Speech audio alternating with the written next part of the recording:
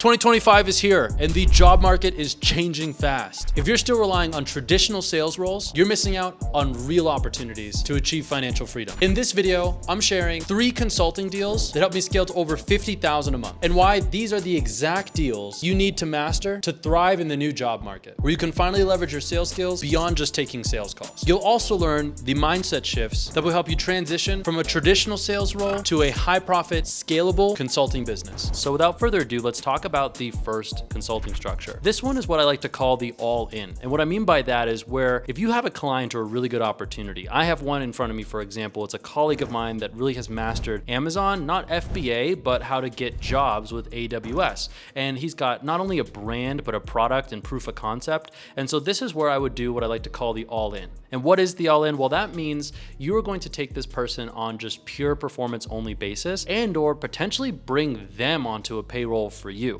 So you might 70-30, 60-40, 60 for you, 40 for them, 70 for them, 30 for you. Depends on the context and how much work you're going to be doing. And that's another really important piece to understand is just how much your client wants you to handle and understanding what your client's goals are, but we'll talk about that later. But so the all-in deal structure is where you're just taking a pure percentage of all of the production in a, hey, of all cash, I'm getting this amount of it. Now, it's really important to know before using this kind of structure is that you and the person you're doing it with have a high amount of trust and are also both seasoned entrepreneurs. Now, these kind of all-in structures are really common for startups or companies that don't have any capital to put on a fixed fee or salary or really offer any real benefits. So in exchange, hey, why don't you take a portion of all the money that you're bringing in? And that is great. However, if the person you are working with isn't fully developed as an entrepreneur, they're not going to have enough commitment or understanding of how to run this business, but manage the cash flow of it so that way it can be profitable. If you're doing these all-in deal structures, just because you're all in and you're getting 70 or 60 or 40 or 50% of the money that's coming in, you need to be very conservative for your first 2, most likely 3 months with that client before you begin to take profits. Ideally, you should have a business account set up that you're accumulating cash into,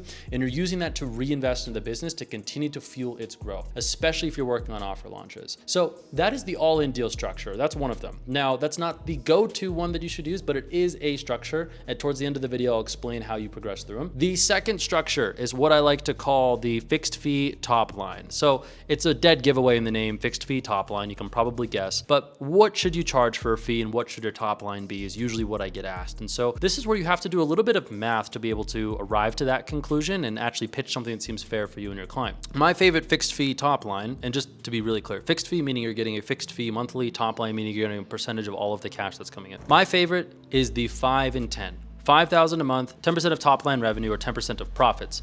That's my favorite structure. Why? Because if you stack 2 clients, that's $10,000 a month, 3 is $15,000 a month. 3 clients is very manageable.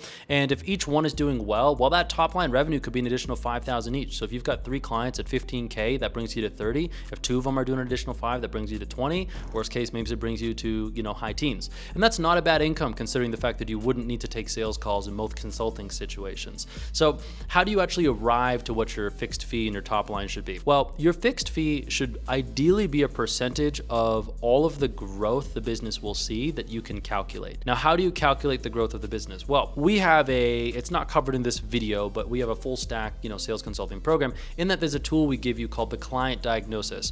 And that's the tool that we use to get the numbers from a potential client around how their business works. I don't want all of the numbers. I just want the numbers in their sales department. I'll list them off to you if you want to write them down and create your own, but it's not about knowing the numbers. It's actually about knowing what a good KPI for those numbers are. So the numbers that I'm looking at is going to be the amount of money that was budgeted for ads, the amount of money that was spent on ads, the amount of leads that had come in, the amount of leads that were called, the amount of leads that were set, the amount of setters on the team, the amount of hours that the setters worked, the number of sales calls booked, the number of qualified sales calls booked, the number of calls closed, the number of closers on the team, and everything about the offer.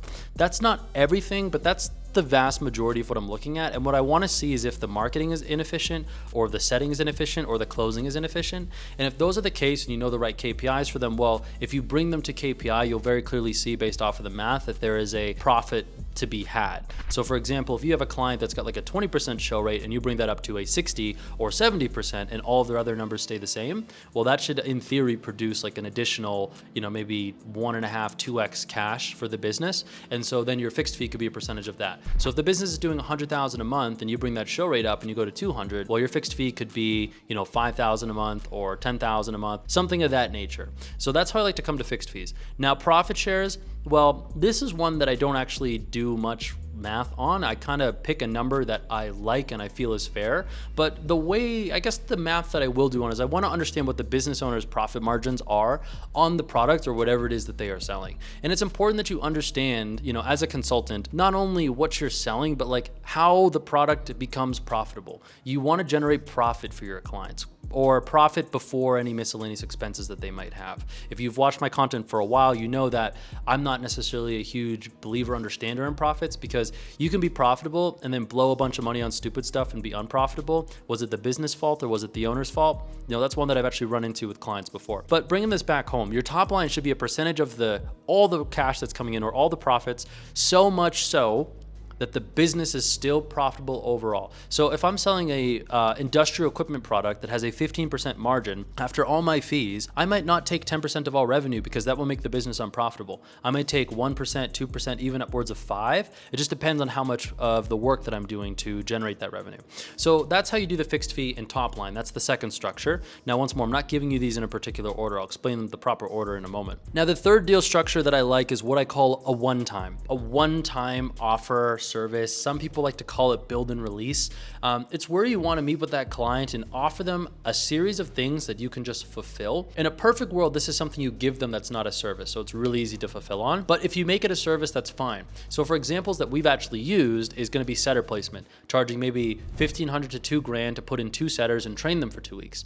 After you've provided a one-time service that your client really likes, the natural thing to then move them to is going to be recurring, which will be that fixed fee and potentially upside. You see how these kind of stack together. So one-times are very helpful for clients that you have no working relationship with and also are very maybe short-sighted in their thinking or are very unsure of the value of what you have. So this is where if you provide a one-time service to them and really wow them and impress them, it becomes that much easier to put them on a recurring for more of the same. And so that's why one-time services or one-times are really fun.